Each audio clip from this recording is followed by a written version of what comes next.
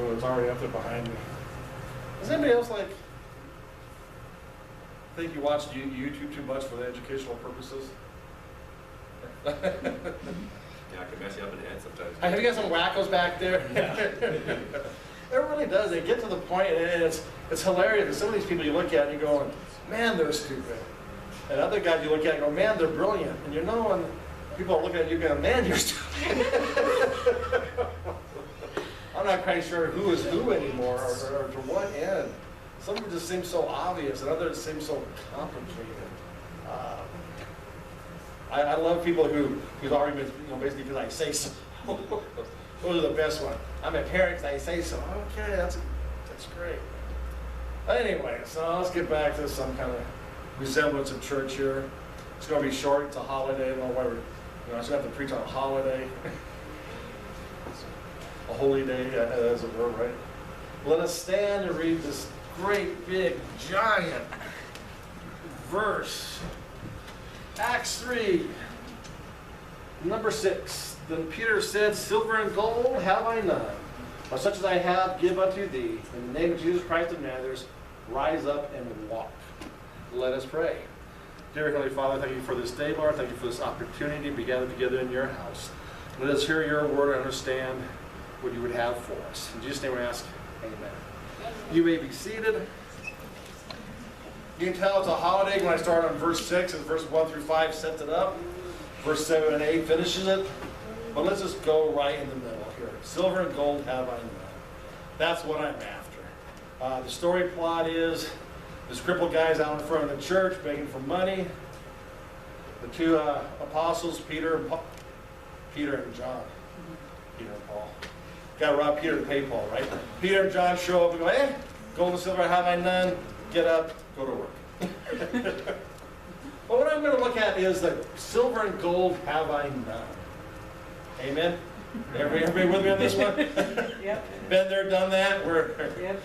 All right, we're good. We're in now. I know what this does for the prosperity doctrine. I know how they get around this one, but not my problem, since I'm not going to preach that.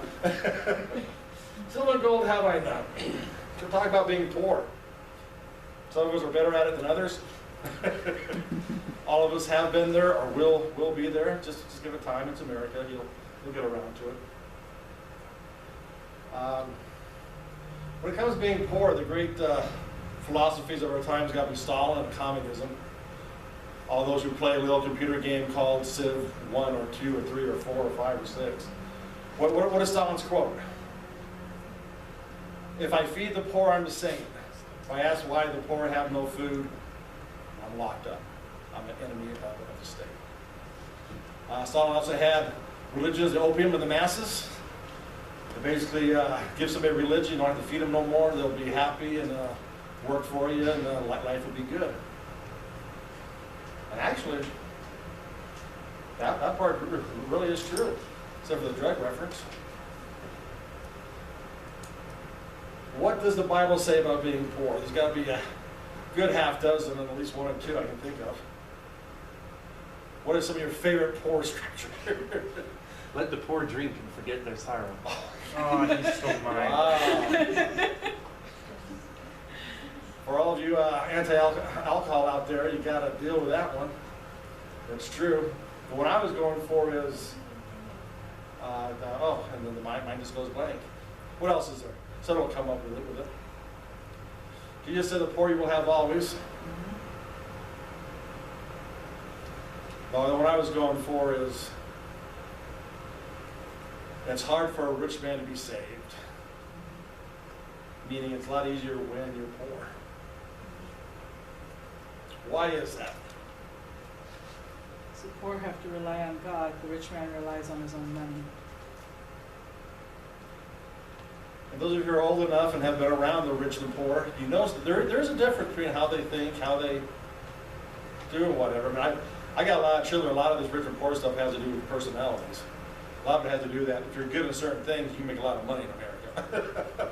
if you're lucky enough to have those skills at the right time, in the right place.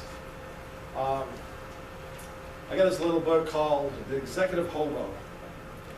This guy back in the 80s and the 90s basically hopped freight trains. He recently ended up, I think in Minnesota, teaching a college class on how to hop freight trains. But Silicon Valley was just starting, a lot of rich executives, and he would show up in Silicon Valley and basically hire himself as a tour guide. And for a few $100, he'll take the rich people and show them how to hop freight trains.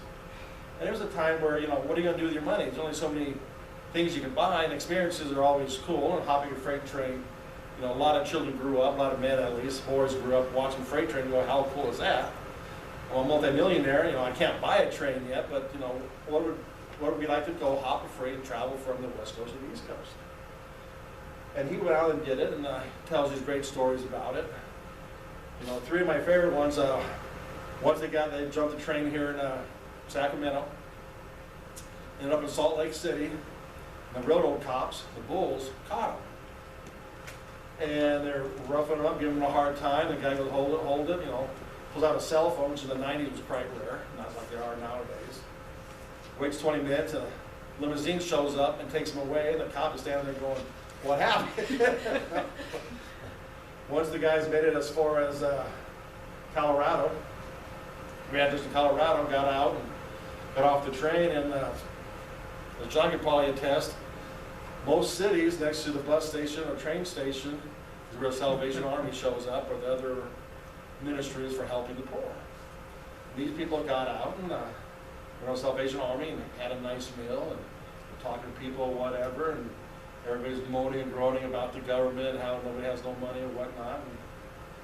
And this guy, felt kind of guilty for taking the poor people's food and dropped $1,000 in the pay box on the way out, and people just kind of sit there and stared at him. Once they drop the check in for $1,000, and they go, hey, this is fake, you can't, we know you're hobos, you don't have $1,000, and the guy just smiles and goes, hey, it's not my problem, you ain't gonna cash it. Go down to the bank and try before you throw it away. But to me, the most telling one, once they got to Chicago, they got to the outskirts of Chicago, and they're walking into Chicago. And they walk past all the rich neighborhoods. And all they do is get harassed. People stare at them, people watch them, security watch them, cops tell them to move along. They end up in the poorer side of town, and the sun's going down, and they got their backpacks and their whatnots with them. The guy goes, yeah, come on in. You guys are more than happy to camp in my backyard. Oh, by the way, they just turned the water off. There's a kid's waiting pool back there. Feel free to wash up or whatever. And you sit there and go, wow. The poor may be a little bit freer with their assets than the rich are. When you just turn off your power, that's $1, $2. That's 10-20% of your income. If you're a millionaire, you drop $100,000, that's still only 1%. And they don't seem to be a little bit free with that money. Some of them, sometimes. But silver and gold have I none. So, okay, so we're all feeling poor, been there, done that. Well, what do you have? Last week we did the story of the prodigal son. Prodigal son took half the inheritance, took off, spent all of it. What did the non-prodigal son have left? Everything. So what has Jesus Christ done for you? What do you have? You can be all negative, and I've been an orphan since '82, but I've got parents. I've got no sisters, but I got a lot of sisters. Family here. Have you been healed? Have you been redeemed? Saved? Health?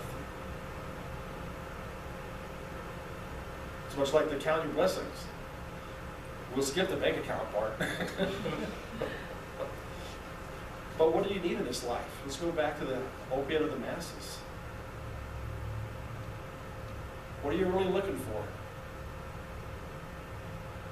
You want money and wealth, you probably picked the wrong church. Some of it may work for you. Maybe it'll connect somewhere. But what are you going to do with that gold and silver?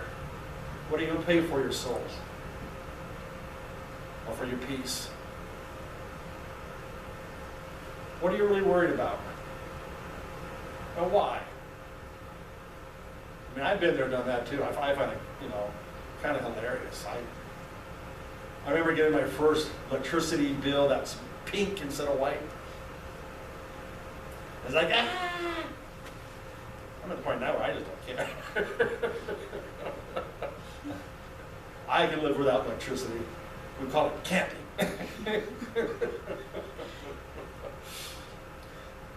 There's a show a long time ago called John and Kate Plus 8. Was it John? John and Kate Plus 8? Kate Plus 8? Where Kate goes camping with the lovely ex-governor of Alaska. What was her name? Sarah Palin. Sarah Palin. And they're out camping on this gravel bar in the middle of some river with salmon running on both sides and bears and everything else. Kids are having fun getting dirty and throwing rocks. And Kate's in the corner with the arms folded going, I don't see the point of pretending why you're homeless. I love that quote. Well, we've all been there, money or relationships or death of loved ones or puppy dogs or what have you. Guess what? It probably doesn't kill you.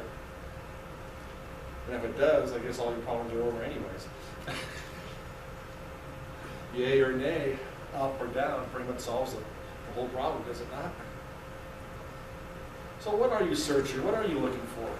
What is the purpose? You worried about gold and silver? It's America, you can do it, right? Anybody here can make apps, because if you want to have gold and silver, I got the app that's going to work. I want the app that when you call somebody on your cell phone and it goes to voicemail, I want to push a button that says never mind. So that person doesn't call you back. Sometimes you need to talk to them right now. I had this situation, I was looking, I called Kenny, the guy over in the fab shop. Hey, I'm looking for the rep, the salesman from Harrington Copper, or Harrington Plastics actually. And guess what? I'm calling him, it's ringing, and the salesman shows up, walks in front of me. Oh, there you are. And I hung up. So what happens? Kenny comes back 10 minutes later and, hey, what do you want? It's like, I don't want anything. I already figured it out. If I had the don't call me back or never mind button, ooh, how cool would that be? Sometimes, you have the world's famous butt dial. You dial somebody by accident. Oh, ring, oh, never mind. Don't have to finish ringing or anything. I think it'd be a great app. I think I could sell that. Not quite sure how it would work. Our phone would go into a text message, but, if it shows up those numbers and who it is, shows the number, goes, Andy called, never mind. I think it'd be a great idea. No, maybe not. So you look at all this searching, all that you want and all that you have. What do you really want out of life? Live long enough not to die old, not to die young? Oh, it's funny. The one thing with life is always that death. Looking around the corner, how it messes with you all. How would you like to be Lazarus and die twice? I always wonder. I assume it doesn't hurt to die unless it's a plane, train, car accident. I always thought if you jumped out of an airplane and the parachute doesn't work, and you land standing up, you feel every one of those bones breaking into it before you die. Okay, let's not think about that. I don't think so. I think it takes too long for pain to register. But you stick your hand in the fire and kind of go, oh yeah, it hurts. Well, I don't know if I'm going to die twice. I guess Lazarus would have 3 deaths, right? He was born, spiritual death, spiritual life, physical death, physical death. That's it. Full hand. A little bit more than most of us will probably get. Now what is it? What is the point? Why are we here this Sunday morning? What do you want? What are you after?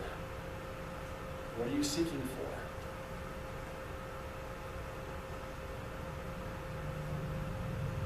Obviously something you already have. Because we do tend to worry as a human lot. Worry about this and that. A bunch of clutter, a bunch of shh.